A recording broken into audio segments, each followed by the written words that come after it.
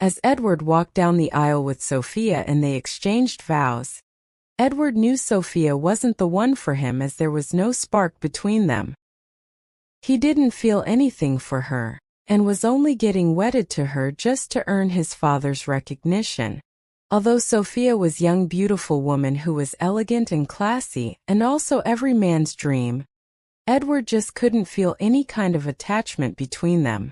Edward and his stepmother, Allison, the woman his father had gotten married to, never got along as Edward kept on blaming his father for the death of his mother, and wouldn't accept any woman his father was in a relationship with. Allison truly loved and cared for both Edward and her daughter, Chloe, but Edward never gave her the chance to prove her sincere love for him as the thought it was all a facade. Living with Sophia was just as Edward had foreseen. Although Sophia seemed to love and care for him, he just couldn't see himself loving her.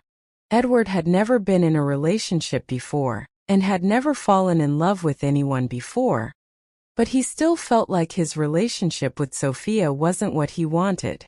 Sophia kept on trying her possible best to make Edward fall in love with her, but no matter what she did, Edward didn't seem to notice her. Edward, on the other hand, kept on trying to get his father's favor, and which Sophia seemed to have noticed. She noticed the unpleasing relationship between Edward and Daniel and so decided to help Edward take his place, which to her would make her gain a place in Edward's heart. With the help of Sophia's father, Edward found his way into his father's company as the vice president. Edward was glad and appreciative towards Sophia but still couldn't fall in love with her. "Thank you for your help. I got to know you spoke with your dad to convince my dad to give me the position of the vice president at his company. I really appreciate your kind gesture," Edward said, thanking Sophia with him not looking at her straight in the face. "You do not have to thank me for doing my husband a favor.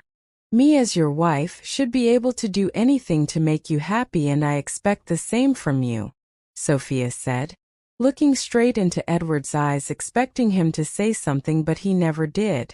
"Since I have done you a favor, I feel the need for you to do the same," Sophia said. "What do you want?" Edward asked. "I want you to love me and treat me as your wife," Sophia said in a cracking and pleading voice, waiting for Edward's response. "I am sorry, but I don't think I can fall in love with you. If there is any other thing you need from me, please do let me know," Edward said, still avoiding Sophia's face and walking away. "Can't you just love me? Am I that bad to fall in love with? I am trying my possible best to make you love and trust me. I know you are surrounded by people you do not trust, but can't you just try your best to trust me? I know your childhood experience isn't a pleasant one, but give me a chance to mend your broken heart.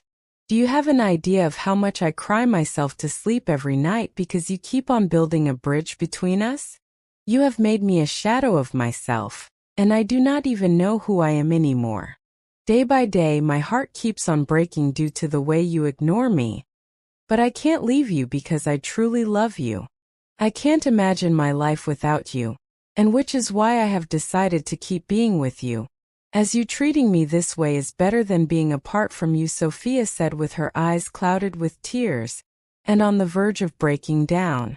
"For months ago, when I heard from my father I would be getting married to you in a month's time, I felt just like you felt, but the first time we met, I was glad my father chose you for me because I knew immediately that you are my dream man.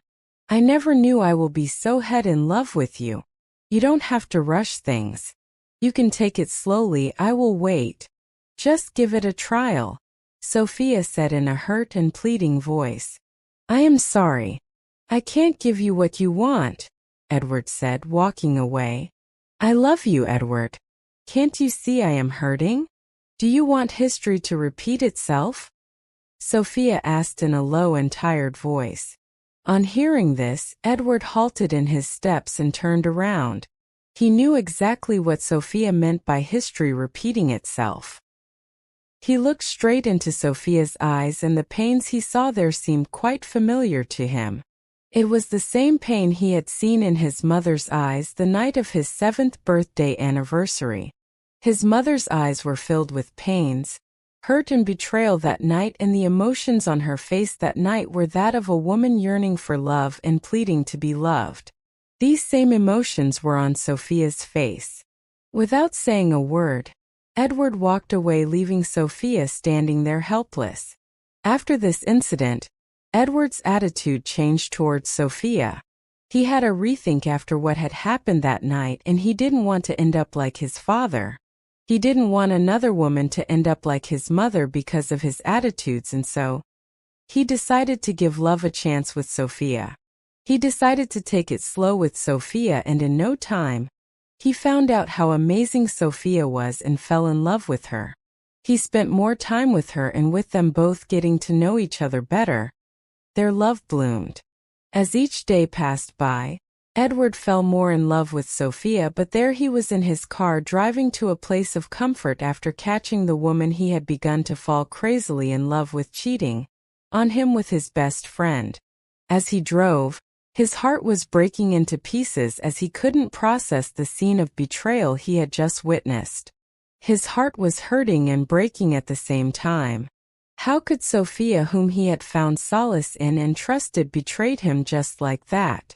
Seeking for solace and distractions, he drove to Cheetah's, where he met the lady who mended his heart and gave him the true peace, attention and solace he had always needed, although it didn't last long.